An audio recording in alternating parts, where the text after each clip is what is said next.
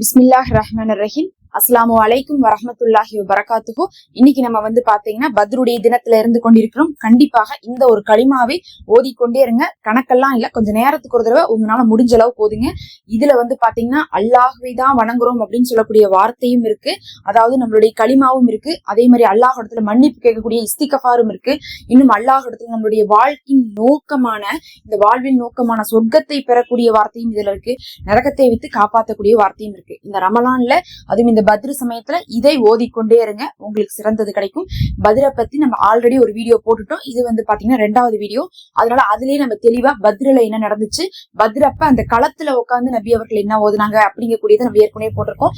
பார்க்காதவங்களுக்கு நான் லிங்க் கொடுக்குற கமெண்ட்ல அது ஓதிக்குங்க. அதே மாதிரி பத்ரு நாமா அப்படிங்கிறது இந்த பத்ரு தினத்துல போர் செஞ்ச 313 சஹாபாக்களுடைய பெயர்கள் கொண்ட அந்த ஒரு இதை இன்னைக்கு ஓதுனீங்கன்னா கண்டிப்பா ரொம்ப வருஷத்துல ஒரு நாள் நம்ம இன்னைக்கு அதை நினைவுபடுத்தி ஓதும் போது நமக்கு நம்மளுடைய தேவைகள் நிறைவேறும். வருடம் முழுவதும் அது பரக்கத்தா இருக்கும், நம்ம குடும்பத்துக்குமே அது பலனுள்ளதா இருக்கும். அந்த பத்ரு நாமாவும் நான் ஓதி ஸ்கிரீன்லயே போட்டிருக்கேன். ஆடியோவும் இருக்கும், உங்களுக்கு தமிழ்லயும் இருக்கும். அதனால நிறைய பேர் பாத்தீங்கன்னா இப்ப பார்த்து ஓதிட்டு தான் இருக்கிறாங்க. நீங்க அது பார்க்காதவங்களுக்கும் நான் லிங்க் கொடுக்குறேன், அதையும் கிளிக் பண்ணி அந்த பத்ரு நாமாவை கண்டிப்பா ஓதிருங்க. எது ஓதுறீங்களோ இல்லையோ பத்ரு நாமாவை ஓதிருங்க. சரி, இப்ப இந்த களிமாவை நம்ம பார்க்கலாம். இந்த களிமாவை பாக்குறதுக்கு முன்னாடி இன்னைக்கு பத்ருடைய தினத்துல நமக்கு ஒரு மாபெரும் படிப்பினை இருக்கு. அந்த படிப்பினை என்னன்னு சொல்லிட்டு நான் நினைவுபடுத்திட்டு அந்த களிமாவை சொல்றேன். இந்த பத்ரு தினம் அப்படிங்கிறது பாத்தீங்கன்னா, இந்த பத்ருங்கிறது இஸ்லாத்துடைய முதல் போராக இருக்கு. அதாவது அப்ப அல்லாஹுடைய கட்டளை வருது, இஸ்லாத்தை தழுவுறாங்க நபி அவர்கள். அதுக்கு பிறகு பாத்தீங்கன்னா எல்லாரையும் நேர்வழிக்கு கூட்டிட்டு இருக்காங்க, கூப்பிட்டு வராங்க. அதுக்கப்புறம் நபி அவர்கள் எல்லாத்தையும் நேர்வழிப்படுத்துறாங்க. அதுக்கு பிறகு பாத்தீங்கன்னா மக்கத்து காஃபிர்கள் அவர்களை விரட்டுறாங்க. ஒரு கட்டத்துல அல்லாஹும் நீங்க மதீனாவுக்கு ஹிஜ்ரத் செஞ்சு போங்கன்னு சொல்லிட்டு அல்லாஹ் சொல்லிடுறான். அப்படி மதீனாவுக்கு வராங்க. மதீனாவுக்கு வந்திருக்கக்கூடிய நேரத்துல மக்காவுல இருக்கக்கூடியவங்க என்ன பண்றாங்க, திருட்டுத்தனமா மதீனா வழியாக பொருட்களை கடத்துறாங்கன்னு தெரிஞ்சு அந்த இடத்துல போய் தட்டி கேட்க போறாங்க. ஆனா தட்டி கேட்க போன இடத்துல போராக மாறிடுது. அந்த போருக்கு இவங்க தயாரே இல்லாட்டினாலும் கூட அல்லாஹ் என்ன பண்றான், உங்களுக்கு நாங்க வாக்களிக்கிறோம், வெற்றியை கொடுப்பதாக அல்லாஹ் சொன்ன உடனே நபி அவர்கள் அல்லாஹுடைய வெற்றியை நம்பியும் அங்க இருக்கக்கூடிய சஹாபாக்களும் சேர்ந்து புறமித்துக்கிட்டு போகாம அந்த போரை எதிர்நோக்குறாங்க. அவங்கள்ட்ட ஆயுதம் இல்ல, ஆட்கள் இல்ல, வெறும் 313 பேர் தான். 1000 பேர் எதிரிகள் வராங்க. இருந்தாலும் நம்பிக்கையோட இறங்குறாங்க. உடனே அல்லாஹ் வாக்களித்ததை அவன் நிறைவேற்றான். எப்படி நிறைவேற்றான்னு பாத்தீங்கன்னா, வானவர்களை இறக்கி நிறைவேற்றான். அந்த போரை மனிதர்கள் செய்வதற்கு பதிலாக, சஹாபாக்கள் செய்வதற்கு பதிலாக அல்லாஹ் மலக்குகளை இறக்கிறான். அதே மாதிரி அந்த போர் வெற்றிகரமாக முடியுது. அல்லாஹுவை நம்பினாங்க, அவர்கள் காப்பாற்றப்பட்டாங்க. அல்லாஹ் சில விஷயத்தை நமக்கு மார்க்கத்துல சொல்றான். ஆனா நம்ம என்ன பண்றோம், அதை முழுசா நம்ப மாட்டேங்கிறோம்.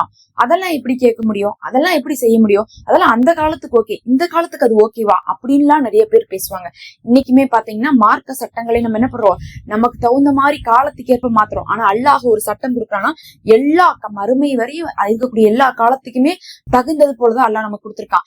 அல்லாஹ் சொல்றான், நீங்க சதக்கா செய்யுங்க, உங்களுக்கு நான் என்ன பண்ணுவேன், இன்னும் அதிகமாக செல்வத்தை கொடுப்பேன்னு சொல்றான். நீங்க ஜக்காத்தை நிறைவேற்றுங்க, உங்களை இன்னும் வசதியாக்குவேன்னு நல்லா சொல்றான். நம்ம கேட்கலாம், எப்படி நம்ம ஜக்காத் கொடுத்தா, சதக்கா கொடுத்தா, அதாவது நம்ம கையில கூடிய காசு தூக்கி மத்தவங்களுக்கு கொடுத்தா நமக்கு அதிகமாகும், கொடுத்தா குறையதான் செய்யும் சொல்லிட்டு நம்ம நினைக்கலாம். நம்மளுடைய பார்வைக்கு அப்படிதான் தெரியும். கண்டிப்பா கையில இருக்கிற காசை மத்தவங்களுக்கு கொடுத்தா குறையதான் செய்யும். ஆனா அல்லாஹ் சொல்லிட்டான், கொடுத்தா அவங்களை ஒருபோதும் குறைவாக்க மாட்டோம், அதிகமாக்கும் நல்லா வாக்களிச்சிட்டான். அப்ப அல்லாஹ் வாக்களிச்சிட்டான்னு என்ன அர்த்தம், அது நடந்துரும். அது எப்படி நடக்கும்னா அது அவனுக்கு தெரியும். அது எப்படி வேணா அவன் கொடுப்பான். உங்களுக்கு திடீர்னு ஒரு நல்ல வேலை வருமானத்தை கொடுப்பான், இல்ல திடீர்னு ஏதாவது ஒரு வாய்ப்பை ஏற்படுத்துவான், காணாத புறத்துல இருந்து ஒரு பெரிய உயர்வை கொடுப்பான். ஏதாவது ஒரு விதத்துல அவன் சொன்னதை நிறைவேற்றிடுவான். அதே மாதிரி வட்டி வாங்காதீங்க, அது உங்களுக்கு ஹராம் நல்லா சொல்லும் போது, வட்டி வாங்கினா என்ன ஆகுது, நமக்கு காசு அதிகமா தான் ஆயிட்டு இருக்குது. இப்ப ஒரு 1 லட்ச ரூபா வட்டியில போட்டோம்னா நமக்கு அந்த 1 லட்ச ரூபாவும் வருது, அது போக வட்டியும் வருதுன்னா நமக்கு என்ன தெரியும், இதுதானே லாபமா இருக்கு, ஏன் அல்லாஹ் இதை வேணாங்கிறான், இது ஒண்ணும் தப்பு கிடையாது அப்படின்னு நமக்கு தோணி நிறைய பேர் என்ன பண்றாங்க, தவறுதலாக வட்டிக்கு போறாங்க. ஆனா அல்லாஹ் என்ன சொல்லிட்டான், அது ஹராமு, அதுக்கு போகாதீங்கட்டான். அப்ப கண்ணுக்கு தெரியற விஷயத்த நம்ம நம்ப கூடாது. கண்ணுக்கு தெரியாம அல்லாஹ் சொல்லியிருக்கான் பாருங்க, அவன் கட்டளையை நம்ம நம்பணும். அதுதான் நபி அவர்கள் அந்த நேரத்துல எதுவுமே இல்ல, ஆட்கள் பத்தல, ஆயுதங்கள் இல்ல, போருக்கே போல, அல்லாஹ் வெற்றியை கொடுப்பேன்னு சொன்னா அவன் கொடுத்துருவான். அவ்வளவுதான். அல்லாஹ் கொடுப்பேன்னு சொன்னா கொடுத்துருவான். அவன் தான் படைச்சிருக்கான். வானமும் பூமியும் அவனுக்கு வசப்படும்னு நம்பி போனாங்க. எல்லா சஹாபாக்களுமே உயிர் தியாகம் பண்றதுக்கு ரெடியா போனாங்க.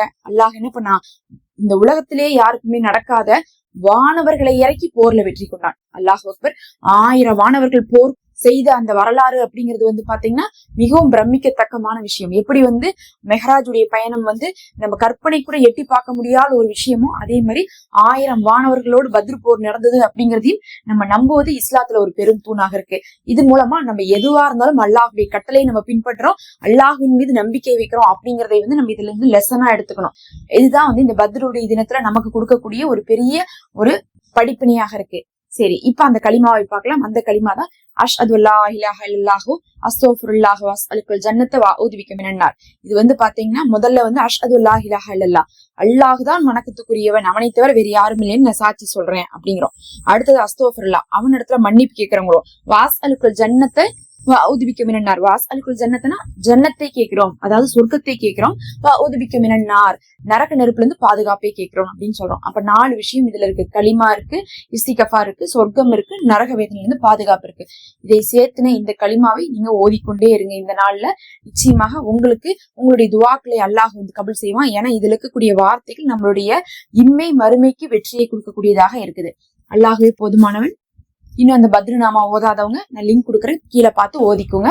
மறக்காம சப்ஸ்கிரைப் பண்ணிக்கோங்க. நம்ம சேனல்ல மெம்பர்ஷிப் இருக்குது, ரமலான்ல ஒரு ஹதியாவாக ஜாயின் பண்ணிக்கோங்க.